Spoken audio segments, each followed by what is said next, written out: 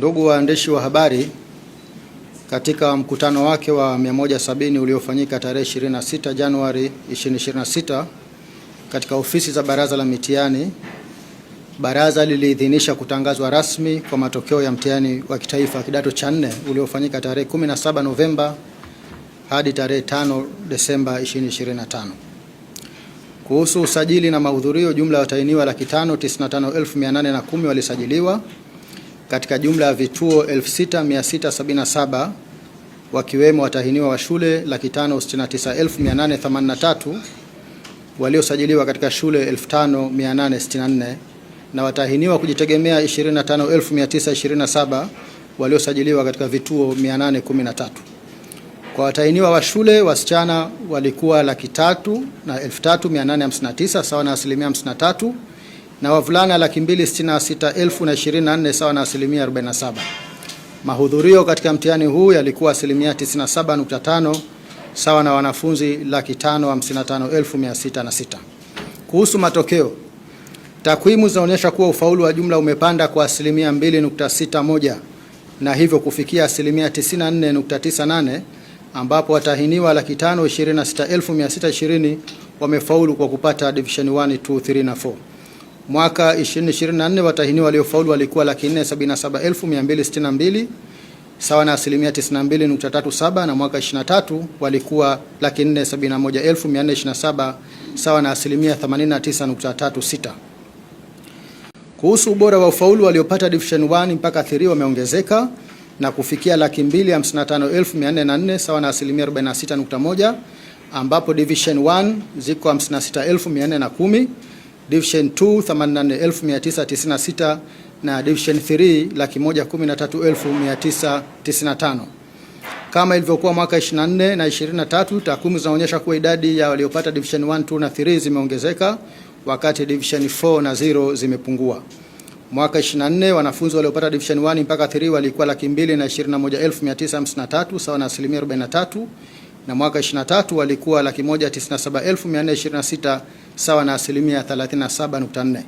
Hivyo katika kipindi cha miaka miwili ubora wa ufaulu umeongezeka kwa 8.7. Kuhusu ufaulu kwa jinsi, kati ya watahiniwa 526,620 waliofaulu, wasichana ni 278,108 sawa na 94.3 ya waliofanya, na wavulana ni 248,512 sawa na 95.8 ya waliofanya. Aidha, kati ya waliofaulu wasichana ni 53% na wavulana ni 47%. Kwa kuangalia ubora wa ufaulu, ambapo tunazingatia waliopata division 1, 2 na 3, wavulana ni 135,676 sawa na 52.3 ya waliofanya, na wasichana ni 119,728 sawa na 40.58 ya waliofanya.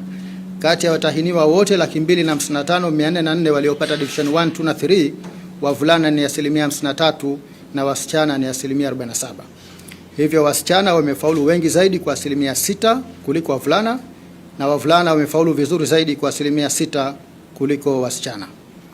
Kuhusu ufaulu kimasomo, kwa masomo ya science jamii yanayojumuisha civics, history na geography, takwimu zinaonyesha kuwa masomo haya yameendelea kupanda kama ilivyokuwa mwaka 24, ambapo somo la history limepanda kwa 4.87 na kufikia ufaulu wa 78.23. Geography imepanda kwa 7.55 na kufikia 79.46, na civics imepanda kwa 132 na kufikia 71.66. Mwaka 24 history ilipanda kwa 10.16, geography ilipanda kwa 7.59 na civics ilipanda kwa 2.51. Kwa masomo ya lugha, ufaulu wa somo la Kiswahili ni 97.82. Kwa somo la English language ufaulu wake umepanda kwa 3.39 na kufikia 79.48. Mwaka 24 ufaulu wa somo la English language ulipanda kwa 7%. Kwa upande wa masomo mengine ya lugha, ufaulu wa French language umepanda kwa 7% na kufikia 82.9. Ufaulu wa Chinese language umepanda kwa 14.3 na kufikia 93.43. Na kwa somo la Arabic language ufaulu umepanda kwa 17% na kufikia 50.62. Kwa masomo ya science, takwimu zinaonyesha kuwa ufaulu wa somo la chemistry umepanda kwa asilimia 0.52 na kufikia asilimia 96.88. Physics imepanda kwa asilimia 10.06 na kufikia asilimia 84.04, na biology imeshuka hadi kufikia asilimia 65.7. Ufaulu wa masomo mengine ya sayansi nao uko vizuri, ambapo engineering science ni asilimia 86.12, agriculture asilimia 94.81, information and computer studies asilimia 95.52, additional mathematics asilimia 95.91, na food and human nutrition ni asilimia 100. Kwa upande wa somo la basic mathematics, ufaulu umeendelea kuwa chini ya wastani kwa mwaka 2025 kama ilivyokuwa mwaka 24, 23 na 22. Hata hivyo, ufaulu wa somo hili kwa mwaka 25 umepanda kwa asilimia 1.1 na kufikia sasa asilimia 26.45. Kwa masomo ya biashara, ufaulu wa commerce umepanda kwa asilimia 5.89 na kufikia asilimia 95.06, na kwa somo la bookkeeping umeshuka kwa asilimia 14.02 na kufikia asilimia 74.25. Ufaulu kwa masomo ya utamaduni, sanaa na michezo umeendelea kuwa mzuri, ambapo somo la theater arts ni asilimia 97.61, music asilimia 96.67, physical education asilimia 96.29 na fine art ni asilimia 84. Kwa upande wa masomo 13 ya ufundi, ufaulu ni mzuri na upo kati ya asilimia 81.22 hadi asilimia 100.